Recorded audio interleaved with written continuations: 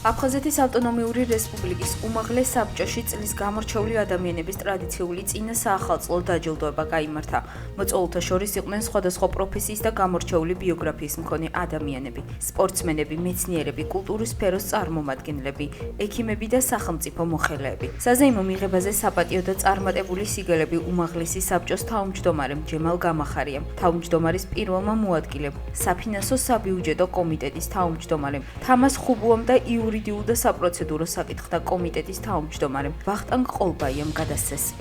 ეს არის წინა საახალწლო, წინა საშობაო ჩვენი ინიციატივა, რომ ჩვენი სახელოვანი სპორტსმენები, კულტურის სფეროს მოღვაწეები, ჯანდაცვის სფეროს წარმომადგენლები, მართლა გამორჩეული ადამიანები არიან, დიდი ღვაწლი აქვთ ქვეყნის წინაშე, აფხაზეთის ავტონომიური რესპუბლიკის წინაშე, ამიტომ ბუნებრივი იყო, რომ დღეს წინა საახალწლოდ ჩვენ ასეთი გადაწყვეტილება მივიღეთ. ემოციები თუ არ სავსე, დამბილად.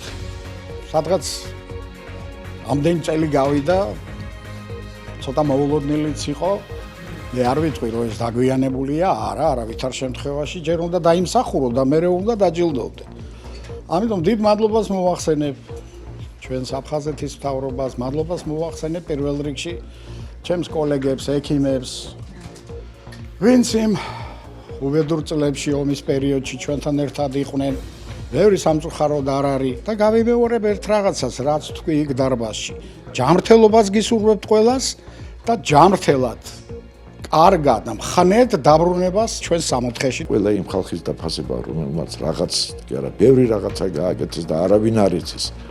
იმ ხალხის დაფასება დღეს აქ ვინც არიან და რაც უფრო მეტი შეხვედრა იქნება, რაც უფრო ახლოს ვიქნებით, უფრო მეც გავაკეთებ და უფრო მალე ჩავალთ ჩვენ სახლებში. მადლობა კიდევ ერთხელ უმაღლეს საბჭოს, რომ დამაფასა და დამაჯილდოვა სიგელით, საპატიო სიგელით და იმედი მაქვს, რომ როგორც აქამდე, ათვისგიდო არ შევარცხენ არ ჩემ სახლს, არ ჩემ ოჯახს, არ ჩემ ქალაქს და არ ჩვენ აფხაზეთს და საქართველოს.